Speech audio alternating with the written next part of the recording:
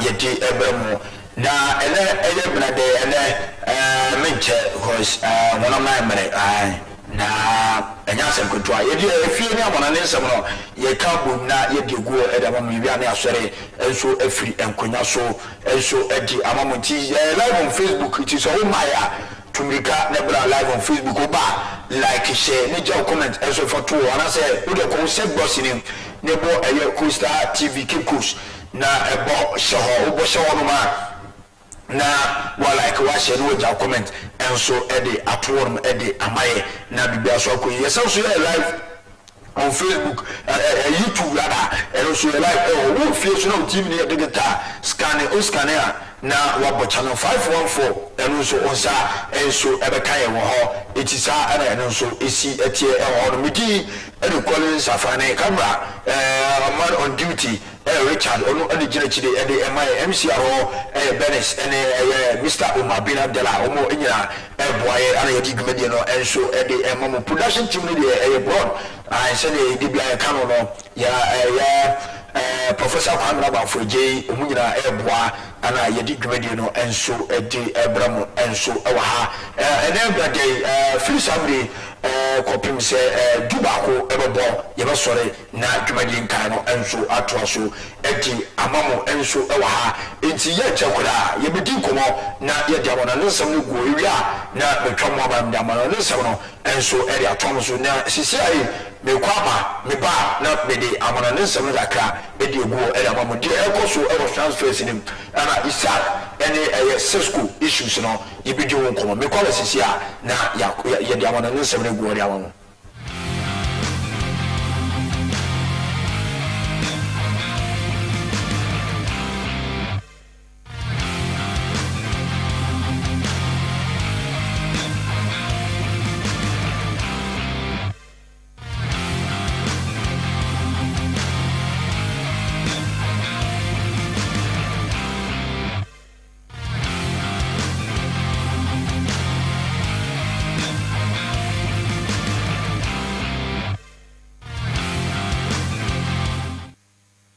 Sabo we gba kwa baby man from adwumadi no so amana ne nsem no ana yedi guera hom na club friends pre-season matches no enso ekoso enwa bi to Ghana enwa Napoli enso any team e from Casatana enso ebo 1-1 Matteo Politano ni nya 1 goal no enma Napoli bogo ko no na enwa Barcelona enso ye ne kanu enum editia team a e from Dogu enso e hono na Rashford enya goal Robert Lewandowski enso enya goal bi abentia ne die ni Antonio Fernandes ana fei Gavi enso nya 2 goals enso edimamo enso Liverpool ebe omo 2 games ede to aso eye omne eye Aleko Bilbao yes eboye na first game no enso eye 4-1 na 4-1 eye Ngomaha Raul Ferdinand Nepano enso enya goal Darwin Nunes enso enya goal abranche friend Padilla ede ongo ede peso ede mo ana Heavy Elliott enso ede bako ede kan ho enso hono ma eye enan na second team no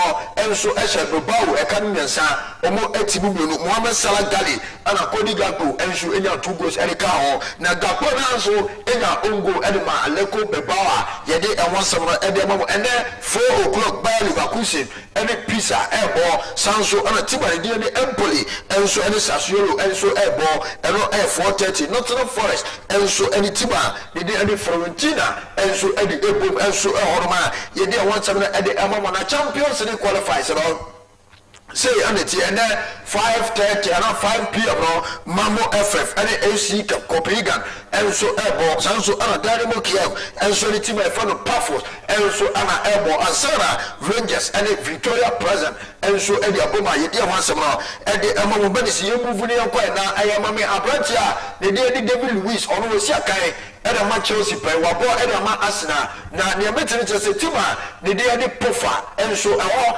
ana branch no Brighton ni no enso abakodu for this fanu team no so ame na menu wo koma wakodu aya gba Cyprus ha ono so ekwakobo oro na that team no so no we yini papa we ya 38 years ana ono so ebo enso any moment ye dey 172 Ghana branch no sign 2 years until June 2027 and contract no enso ebeba na bi yenso horoma ye dey 17 ede etu dama me Ademola Lookman na me ni no komo Ademola Lookman na on said de bia me ka say abranche no o so Atalanta de oboso ofiri wo awo oboso ofiri team nim enso ekọ na team no oboso ofiri amba me ka say wa hand in transfer request e de akokotom na enwa de beto dwakra ne say abranche no o si training na onye training oni team no onse nye training na say team no kwa no beko oboso okọ ana Atalanta for no so enso e maintain obu position ni nyina ne say omo say omo mane nko eye in the fee of 42 million plus 3 million euros that's a 45 for no debi and yes ka omo 50 million into Inter for no omo enko ensamre bi Inter na ana so bo Atalanta for no so say obaso mo de no ko free outside Italy into club obo free outside Italy baba no eno mo tono enso amana ko na say obo ikalo ho de eno no ho be 40 45 on Jesus ka no eno so ne sam kakra eno so free on enso eba na Luka Modric mo bo ya be de no ko bo bebre ofia sa branche na ekobo free Real Madrid ekobo ma AC Milan na AC Milan no okono endo ya be kan ye di kan aka kire wo be 2 weeks ago sa branch no ekoshe jersey number 14 na papa no koshe jersey number 14 na endo ana omuyi ni kire supporters no na omuyi ni kire no odi ni jersey number oba be she jersey 14 no na esi ni na so odi e kire odi na abonsan so no press supporters ni gwaso bebre na ye kohwe video ni kakra abra na omuyi na kire supporters no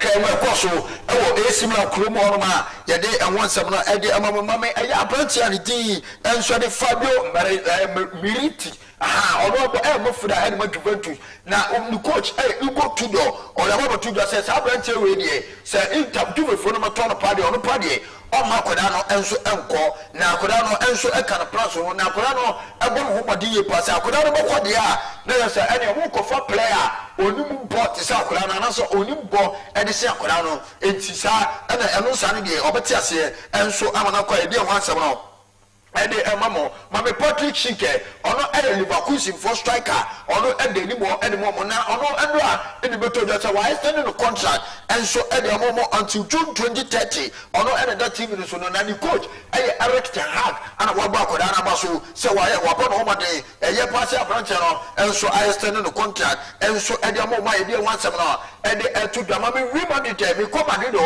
na mame Hendrik na bi ni no koma akoda no da so no unim say sana ma before ni no machire no mo ni Rosso Sadat agree bibia sa kora no enkobolon enfo mo na die esi wo kwan na di mu po de almost done na die esi wo kwan akora na akọ tani say akora no enya inji enti na branch no enso entumi enko a ye de enwasem no enso edi tudoma me wodi di go say na me ni ono nso no komo ono esi aka ni ma Real Madrid na Madrid for no ye metene kire say Juventus Tottenham Arsenal and Liverpool for and show interest e wa branch mu na koda we so nyana dwene se kwade de obefiri ho anonso so aka pray sa koda we ebe so obewura ne starting lineup ma ye de wansem no enso edi tudame kebe enso edi achemo enso na Saudi Arabia class ni bi ma be Vinicius Junior enso esi omusan edi official bid enso esanso ababiem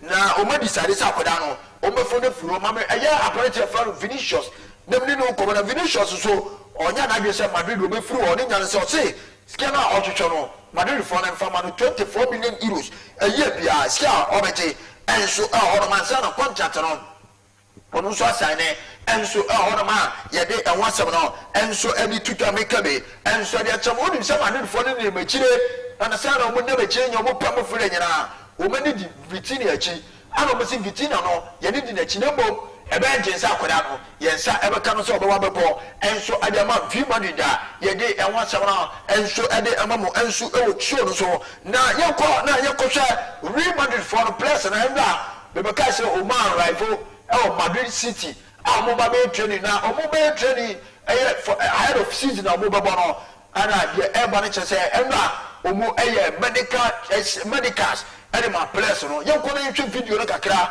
wabla na place no omo medicals wabla omo bado Madrid City wono na yekọ medicals na kakra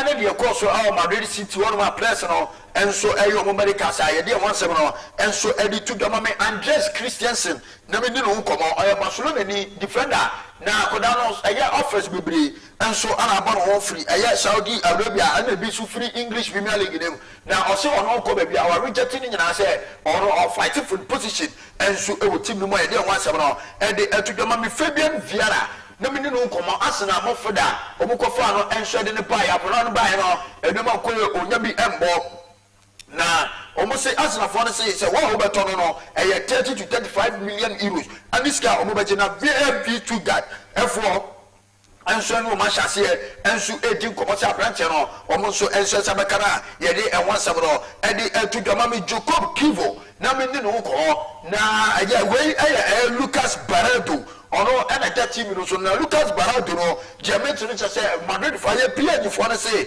omo empese akona pese ono efiri on wana PSG for no so say omo ema ne nko so obekọ dia ye two conditions say aye omo benya defender assign no ansa no mama na ko ana say aye any suitable offer e bit say 30 million euros ena baba dia ene do mama no enso akwa ye wan sam no enso edi to do amekabe enso da chama mama next picture no na me nyu nkomo enso e wo show no so na Jacob Kivo no oni ne oye defender Adama Arsenal na abrante Arsenal for no Porto for no be offer by but Arsenal for no reject ye ni nya no say omusi loan deal and no dey buy with obligation to buy 27 million euros and no dey Arsenal for no enso anji omabosika no enso atogwa ye dey enwansam no enso e dey amamo enso e wo show no so ma me kana disbiri ho e na Chelsea for no diga omama brand we omokofa ni free Leicester last season 5 million pounds plus 4 million pounds out of Enzo Eto Twasumti Weno ever Taco Bell 29 to 30 and Chelsea for no Enzo free a year Everton for no man ye dey want to edit to the mommy lastly Ikochuku only Chelsea for no so kofa na dey buy oba enemo koye onya bi embo na okoni na wo Southampton Chelsea for no Enzo na Burnley for no say omo enje na omo enfo musika mo mo a permanent due. Now, Scar, a few on the undisclosed amount, you take a once a month. And so you do that, make up the answer that trouble, and so Mammy Enzo Maraska, a Brentia, a Chelsea branch on my hand. Now, say after Chelsea, a Palmeiras, and I Brentia from William Estivao, and so every people London. Now, Obisia kind of Chelsea, or they say green jersey no. Now, what you say, Obisia Jelly Nasi, no hobby. Now, Enzo Manesca, any coaching staff no, and I'm not so my speechless to say, I'm not children enough for that. Or I could not impress you more, and or much boy, no much boy, I could not go happy, and she go training ground. Now I was saying, I could not training grounds war. Now I'm not a first player, or not ever training grounds, or not sure any free training grounds. Late, there's a extra training, and so okay, I'm not spending 2 hours. Enzo Maresca the office war, I'm on the tactics, and so I was a man, yeah, they and once a man, and so to get everyone I go, Mamma Benjamin says, go to new cover, everyone I give the two guy, says, and yet Newcastle for them, every effort, and so they call, and I come out, I will bring Lesbic for them. Now, offer a 90 million euros, scoured the beginning, sir, and yet listen for no bad trouble. Now, scam, which you say, 80 million euros now, and I'm going to up front. Not 10 million euros now, abdos, and so I will table also. Now, we know, I can't say decision or I could have, and so we're taking decision. Says, so about you, and I saw go to Castle, and Brad and Cabra, and so Anna and so Alma, yet they are once a more, and they are no name do again. The development a year coach, the final soul is Saxon, or Akasa, or say, on any good day, is that, and I don't even do again, and you're good. Edison, Leandro Trossard, and Martinelli. Now, Bibia, and then you say, oh, my baby, back up to a year, is a grand Bukai Sakano, or say Abramo, not my looking, or you good. Now, what Chile is saying to Kura, or you good at a Chile, a year, or players are moving with him. Young, now you say a year coaching, and some are kind of far, not my looking. Main appeals to Noni is the players who can play in different positions. You know, like I spoke to Noni about, Thomas Tuchel likes him playing on the left. So you also did that I think very successfully in the last game. He's probably one of his best players. So, in answer to your question, I think I can't see him going to Arsenal being a backup for Saka. It's not realistic in terms of the sort of player Noni is, and also the money they spent on him. He's a first-rate player. So I see him obviously playing on the left, maybe playing on the right sometimes, so Saka rotates or comes out of the team. But for me, he's a starter in that. And if you look at it, it's interesting because, Martinelli and Trossard are good players, very good players with some different assets. Martinelli, for me, is a good transition player, really good on the break. And maybe not so good when teams are in a low block in terms of beating those players and those tight defenses. And Trossard's really good in 1v1, but maybe can't run beyond. Noni actually gives you both of those assets. He's so good at ball carrying, he can move the distance at the speed of the ball in the counter, but also breaking down 1v1s and 1v2s as well. He's top. So for me, I'd be surprised if he's not starting on the left there, and then maybe rotating Saka on the right sometimes. And some coach, and so every 2 guys, they want some every 2 guys. So my Facebook camera, about like in a share, they tell comment, and so for 2 men who say, I hear up to like Hamid, and so I tell, say Hamid, so, and so our Facebook live, one more message, and then 2 good job done, say Hamid. Maybe I'll be on Michelle, and so I'm like Gogo, Kosuana share for my now to be and so Uncle Vara, and so I already was already to Jamame. I am working, I am more for that Man City, for not to swim in Nicomo, and pay a dear evidence at Manchester City for or man to say, rather than funding in Omoparantero, now you pay the evidence at Brantero, Omuso Omano, a year contract extension. Now, over the Emma, a year until June 2029, and a Brantero and so extended. And so I am more. Now, the message is over your second, a highest paid player, Man City clothing, and as a Man City team after Island Halan, or no other Jessica Cassiapa, and so go, Yede and once more, and so every 2 Gamma Asna, or more a sporting director. Now, meaning won't come out. The message is Asna for the say, or more a first team squad, or additions, or the players in the ever come, they were most likely. And he said, I would love to bring the wall, baby, I'm Martinelli down, I'm a baby, and so not much all your chat. So, Zabeka, a better easy, and so at Naba, and Brad and Crabia, and so ever Mark and the test target for to sway, let me come out, not testing the goalkeeper. I am a Barcelona. Now, I'm afraid you ever said, Barcelona for the say, or Muba said, Akurano, or La Liga medical report, and the Commons Akurano will plan, now we get access. Every register place will Makoto, John Garcia, Marcus for the Munina. Now, so I could not say on a party on YouTube, so on the issue, on FFP. Now, we are registered place on your own YouTube. and so and then I'm on Deco, and so Ebeshia, not my own meeting now, Yade and once a while, and to the former Liverpool, Omataga, your friend Jimmy Pennant, and so Casa, or say, Liverpool, or what is that? Or you say Liverpool, but you're £150 million. Somebody go find yourself. Now, or any club, yeah, which just can do. I'm not telling you a great player, never outrageous. And Tisaska, nobody, hinting some a pennant and so to them. I've been away 2 weeks, gentlemen. What have I missed?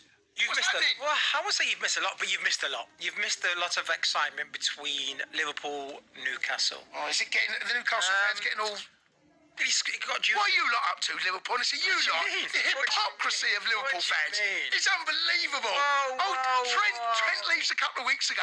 Liverpool fans slated him for leaving. Now all of a sudden you're playing dirty games. Dirty games. We're offering big bucks for a player. Yeah.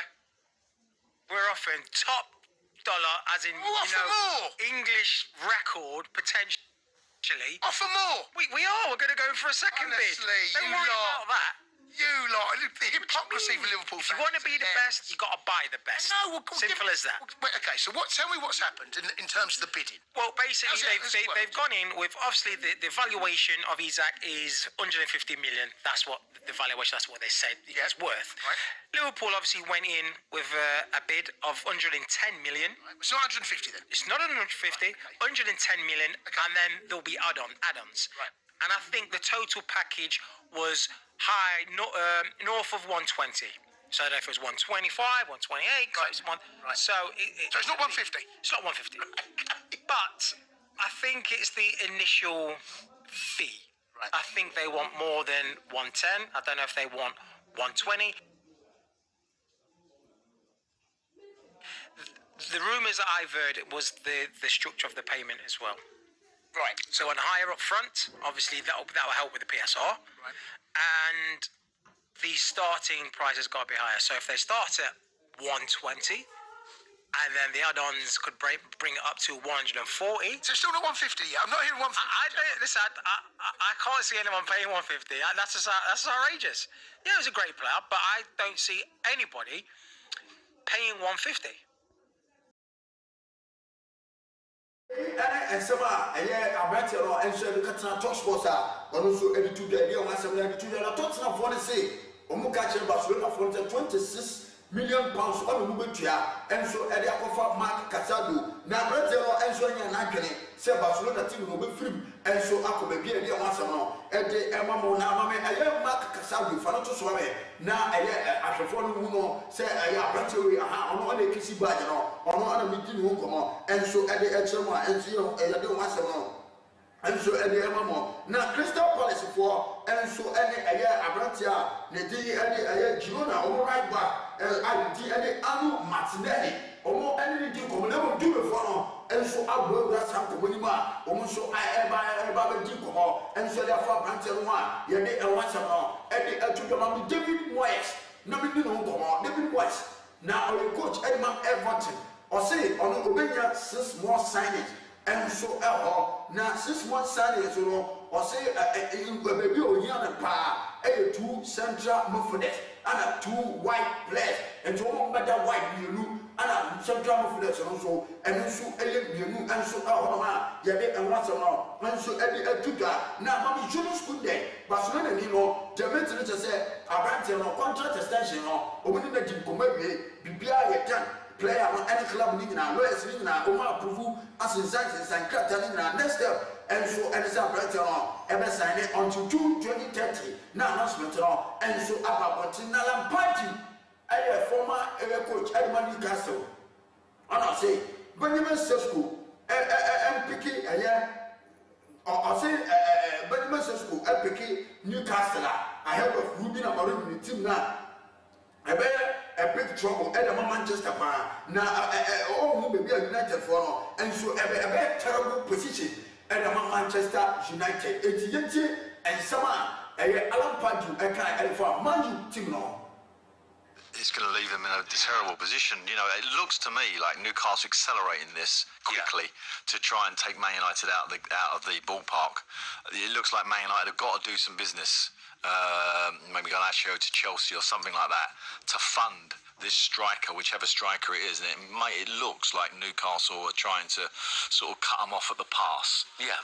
Newcastle fans will be extremely happy with that news, because obviously the Isaac one is really sort of hanging over them, and are Liverpool going to make the move for him? Where it leaves United is difficult, because Højlund definitely needs another foil there. He's not going to be able to carry that shirt all year. I think last year we all see that. So Man United definitely in the hunt for somebody.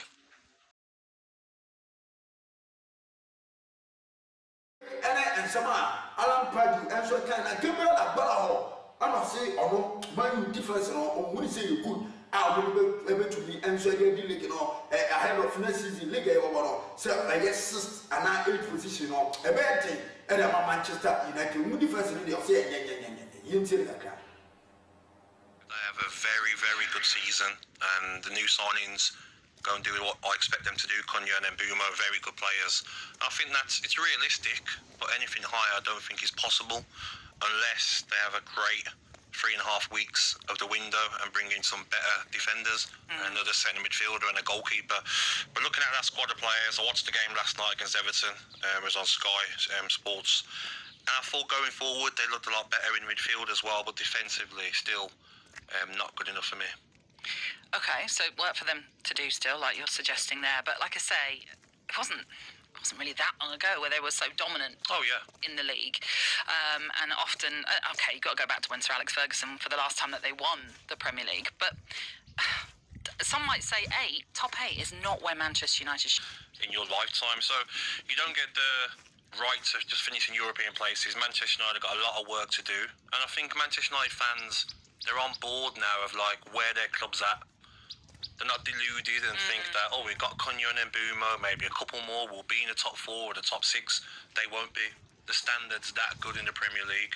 You got teams like Bournemouth, Brighton losing players, but they'll go again this season and they'll be fighting to get in the top 7 position. So for me, I think what Rio says is fair, it's right.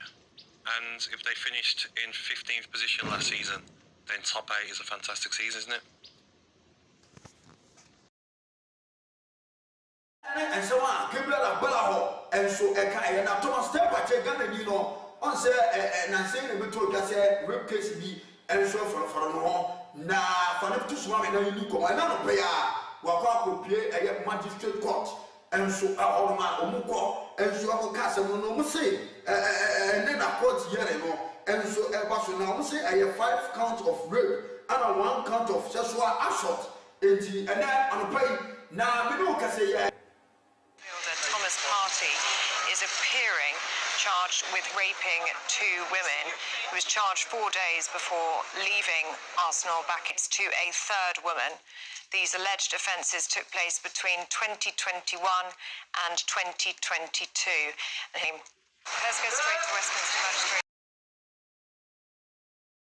I mean, the apostle and so our Timothy story no enzu e fa to so na ni komo na Timothy on say ma be kan last week say ogosi akan edama Olympic myself given ana elko na do no maybe a long deal ana brante na koye na ana ko dru France e kuro mu ho na long deal no 1 million euros loan fee a we bet ya 14 million euros buy option and sana 3 million euros no add-ons to mo to na Omutia 14 now with the 3 account 17 now Omutia we see 7 close no over 10% to virtue say omo abeji etisa eno so ne kakra eno so efiri enso eba efiri amonane sebem eke eba sisi Thomas Partey wakodu Villarreal ho wa sign bibia mo 2 year deal omawie deal no done akase official announcement.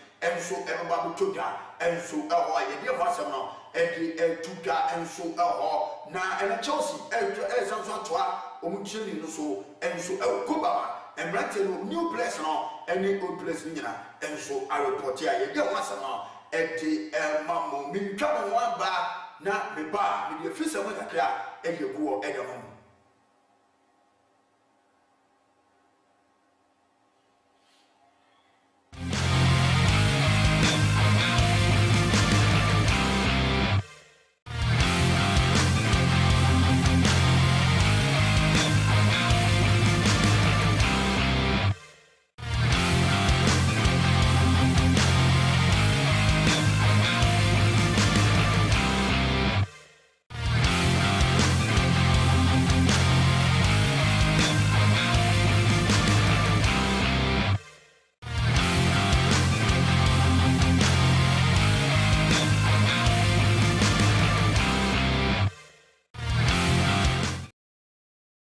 Yamsabo we got for being and from a Dumedian, so Yamfa, if it's no, Enqua and Famona, Yamsone, and Quiet. Now, on December, you have a count with Yasa, a Ghana Football Association, and so any confirmation is a 3-term, a year cake, episode of 10 times or a Kunya Abadas, a confirms will be to me, and so Apple. Now, and on Ghana Football Association, communication director, Henry Asante or say, decision now, must take a year term no. The office of GFA president, the office of or say, and ya and so many years, and in the final pair. There will a team, and a core congress on what's Nasi, I will go to 80. Mama will be a cassette on one at the shell, and so a year, time. You see, some a year, every of Santa Editorial. Proposal to get 2 vice presidents. And making the second vice presidential role a specific role for a woman is what FIFA said, okay, it can be considered. You can go to Congress. If your congressman approves of it, so be it. And then the tenure of the president of the FA. As we speak, members of the executive council, including the vice president, can go for more than 2 terms. They can go for 3 terms. But the president, the tenure for the president is limited to 2.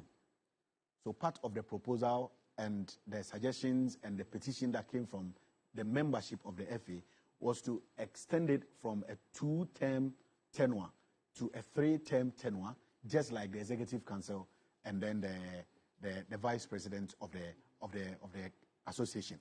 And the reason behind it, or the reasoning, is that the president is a member of the council. So how come other members of the council can go more than 2 terms and the president's tenure is limited to 2? So as we speak, it's been tabled before congressmen. It's one of the key areas that will be discussed at the next Congress next week, Tuesday, God willing, in Pram Pram. I don't know the decision of congressmen whether was that one approved by FIFA? Yes. Okay. Yes, because CAF is 3 terms, FIFA is 3 terms. So if we are looking for to sync the 3. Or to have a synergy that would now put our statutes aside or along the same line with FIFA. So now it is within the remit of Congress to decide to approve. But as we speak, it is just a proposal. And one of other proposals that have been put forth.